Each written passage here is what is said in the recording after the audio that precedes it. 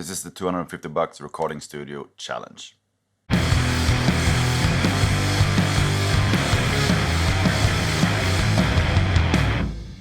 Hi, I'm Ulf at HoboRec. Welcome to my YouTube channel. There's been some discussion on this channel before about cheap recording alternatives, and I've been requested to do some demo of a really cheap setup. I've been thinking about it a long time. I've been planning to do it a long time. Now I just had to do it. So I collected some stuff. I wasn't sure before on what kind of budget to set it on, but there were a couple of comments way back suggesting around $250. So I'm gonna try to keep it at that. So the first thing I've got is this Steinberg C2 Plus interface. It's a USB interface, 2 channels, have 2 microphone inputs and 2 line outs, have headphone jack and everything. It even has a little controller, I guess if you have Cubase or something like that, but we're not going to use Cubase today. This is just an example of an interface. I mean, 2 channels, you can easily find it for about $50. To capture the sound, I got 2 SM57s. These you should also be able to get for around $50 each, 57s or 58s. I really recommend some decent dynamics for a cheap studio setup. I've seen other examples where they use condenser mics, but cheap condensers, I'm not a big fan. Plus, if you're out to get a really cheap recording setup, I suspect that you don't have a really good room to record at and stuff like that, and then dynamics are your friend because they will not pick up as much of the bad room sound as a condenser will. Microphone stands and cables, I didn't really buy that for this test. I just looked around on the internet. I found on Thomann you can get dirt cheap, so I put it in the budget for 2 stands and 2 cables, $50 too. So now we're up in about $200. Actually, I think you can even get the cables and stands for even cheaper than that, but we're gonna put it at that. And then we have $50 left to get something to listen to. We have these Biodynamic DT250 in the studio as monitor headphones. I have seen them go for about $50 on eBay too. So you should be able to get all the stuff I have here for maximum $250. And that's what we have to work with today. I'm gonna try to record a full song, not a full song, just like a really short song, but with a full like drums, guitar, bass, and vocals. And just to show you what we can do. For a recording program or digital audio workstation, I've chosen Studio One Prime, which is totally free. My first thought was just to go with Reaper, but then I realized it's not actually free. So it didn't feel right to put that in there because then we would have broken the budget. So I'm gonna go with Studio One Prime. It's kind of limited, but you can do a lot with it anyways. So for like a good quality demo of your songs, you should be able to work with that. So let's have a look. Let's start with recording drums. There's a bunch of different ways to record drums with 2 mics, but for like heavier drums, this is what I would go for, like in a rehearsal space situation. So I have 1 mic here on the kick drum, right inside the hole of the resonance head. And up here I have a overhead microphone, which I'm trying to put a bit lower so I get more of the snare and toms and less of the cymbals. I experimented with placing the microphone here in between the ride and rack tom, but the snare sounded a bit weird. I got much better sound this way, but there's still a lot of cymbals. So, but I guess a really good drummer would be able to handle that. Hit harder on shells and a bit softer on the cymbals. I'm a total amateur of playing drums, so that's just the way it is. So let's give it a shot.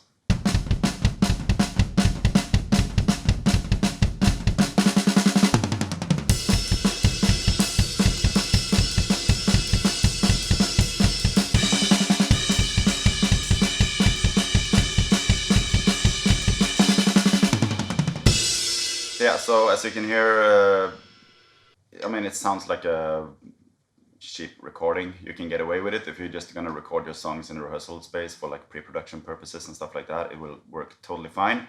But there's another way to do it, which is a bit unconventional for most drummers maybe, but I know there are some well-known bands both in like mainstream music as well as harder, heavier music that really do this.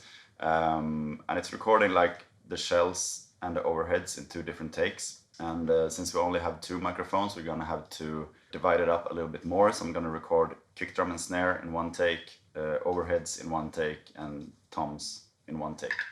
Just to mention a few examples of bands that do this thing with recording drums in different takes. The first example I can think of is Queens of the Stone Age. I believe pretty much all the records are recorded the shells in 1 take and the overheads in 1 take. Another example is Lamb of God, Sacrament album. If you check the unboxing video that Nail the Mix has for the recording of that, you can see how that's recorded. It's basically like 1 drum at a time. Some people may think that's weird. I thought it was weird at the beginning, but I understand what they were trying to do. It can actually be pretty neat when you're editing and stuff, that it's easier. Like, I'm not that good of a drummer, but I can't really concentrate on playing 1 thing at a time. So that makes things a bit easier for me. So we're gonna try that. Yeah, so I kept the microphone on the kick drum as we had it before, and I put the other microphone here, like you usually put a mic on a snare, just pointing on the middle at the rim, sort of. So now we're gonna try recording only kick drum and snare. A tip is, if you don't have like pads and stuff to play on, it's just playing it in the air, sort of like trying to feel what you're doing. It's gonna be super weird if you just play the things you're gonna play without doing anything with the other hand. So let's try it.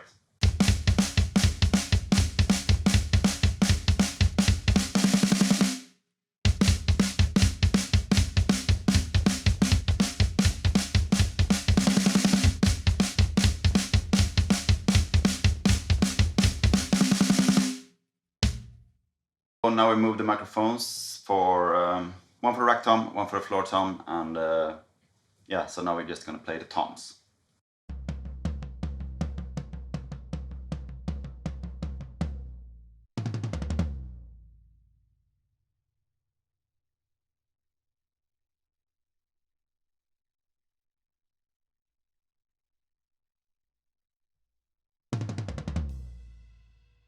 And yeah, now it's time for the overheads. I just place them like this. I would say the overhead placement here is not super critical because you're not gonna have much of a phasing issue since we don't play the shells. I only play the cymbals, so I just like put 1 here and 1 here and get like sort of a stereo representation of it. If I would play the hi-hat too, I would probably play around a little bit with the placement of this one, so I get an equal sound level of the hi-hat and the crash. But now I'm just playing those, so not super critical.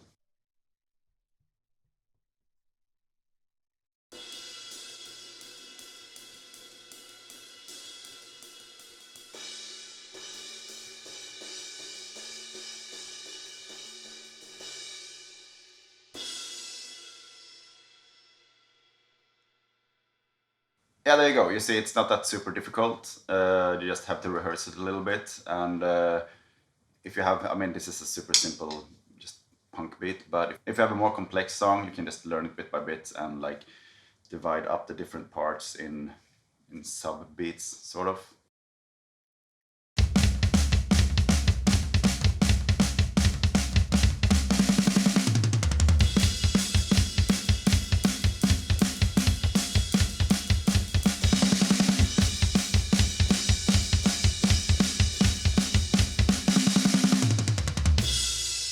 Let's continue with recording some guitars.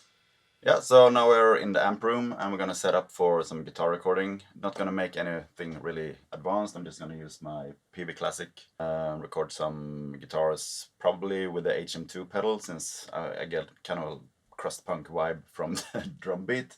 If you only had 1 microphone, I would suggest setting it up like in the speaker cone where the dust cone meets the paper cone. The dust cover meets the paper cone. But since we have 2 SM57s, and I just did a review and giveaway of the Fredman mic clips, I would suggest using the Fredman technique. And I'm gonna show you how to do it without the Fredman clip, sort of. I hope I get it right, but I mean, you get a little bit fuller guitar sound than with just 1 microphone. We're just gonna try. You wanna place 1 microphone in the middle of the speaker cone, like dead center, and then we have another microphone in an angle. and in some way they kind of phase cancel out some of the really harsh frequencies and make it sound more full and really awesome. So, but if you have a hard time like finding where the speakers are, use your phone lamp or another lamp. Just shine some light in here, and I'm not sure if you can see it on camera. I think you can. You can see where the speakers are. So we're gonna start with one in dead center. I think that's close enough. And then the other one, gonna have that in an angle. I think we need to back off this one a bit, otherwise it's not gonna work. To be honest, I don't know the exact angle that like the original Fredman technique is, but it's supposed to be like if you have a 90-degree angle, the microphone's gonna be in the center. So like I guess 45 degrees then. I'm no astrophysicist. I've set the levels somewhat reasonable, and we're gonna try and do some recordings, do some really standard rock and roll crust death punk crossover. Let's see what it is.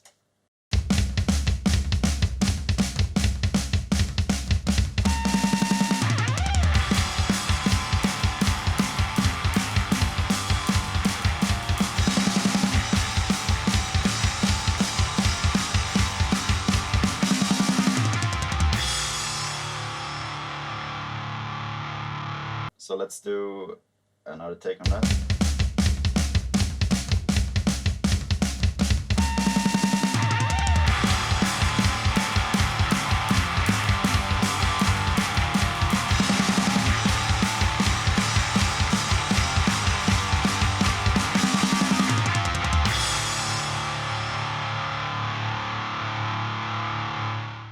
Just for the sake of it, just add something to the second half of it.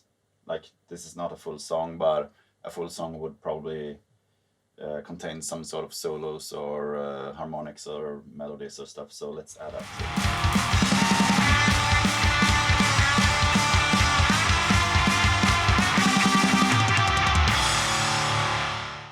That's it for guitars. Let's do some bass and then vocals.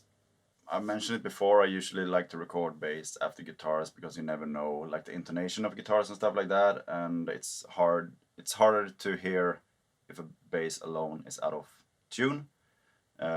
Together with guitars you can hear it really easily since you play just one string at a time. But if you have like well set up instruments and you're like really picky with tuning and stuff, it shouldn't be any problem whichever order you do it in. I'm gonna record on this Ampeg here.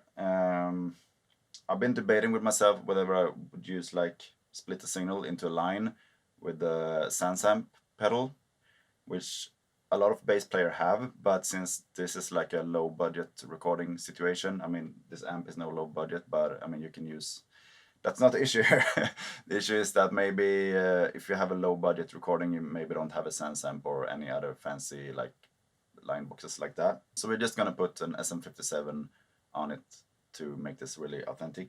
I've actually never recorded a bass with just a 57, so we'll see how it goes. I just put the microphone like a little bit off center, straight into the cabinet, and it seems to work.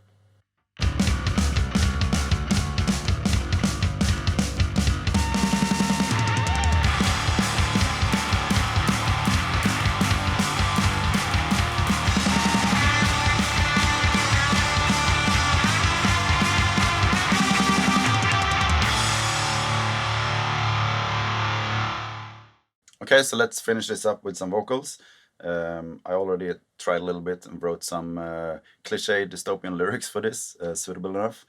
One thing here is that we couldn't afford a pop filter I mean, we could probably afford a pop filter, but to keep the price as low as possible, I don't have a pop filter. But you can work around that by, instead of like singing straight into the microphone, just have the microphone a little bit on the side of your mouth, pointed at your pie hole. So you sing like on the side of the microphone, but the microphone is still pointed to the sound source, like basically like you do with a snare or something. You don't put the microphone like on the snare head where you're supposed to hit it. You point to where the sounds come from, and you can do the same with the vocals.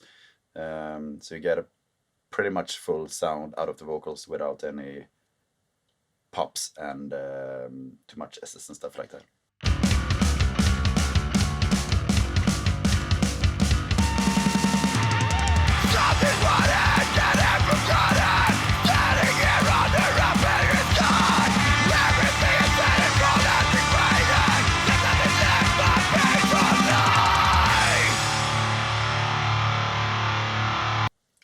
Yeah, and just for some production value, I'm gonna add some backups to that too. One on left and one right, just on a few words in each line.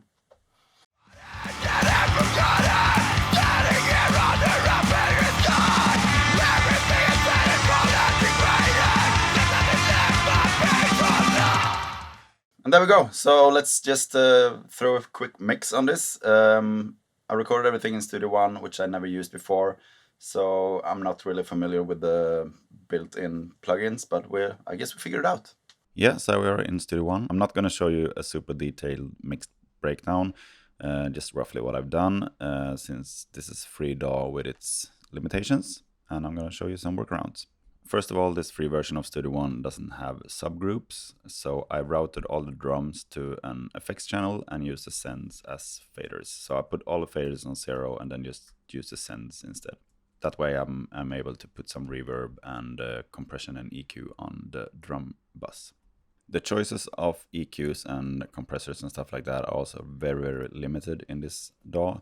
So I basically did everything with its built-in channel strip that has compression and EQ built in just one effect.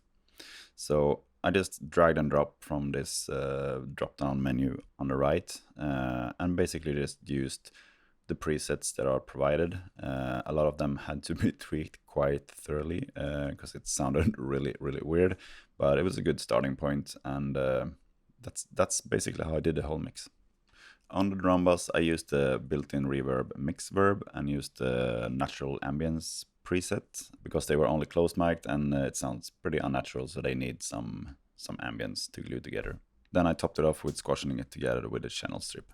The guitars I left alone, no EQ, no compression. I just balanced the two different microphones to get the character I wanted. And for the bass, just some compression and some EQ to bring out some mid distortion. The lead vocals are processed with some compression, some EQ, and then the built-in distortion plugin. And on the master bus, again, some compression and some minor EQ, and also some low cut there to take out some of the worst low-end rumbles. Since there are no like real master limiter or something in this free version of Studio One, I clipped the output a little bit on purpose to get the volume where I wanted it, but made sure it's nothing that it's really audible, at least for this kind of music. So let's hear the whole thing from the beginning to the end and see what you think.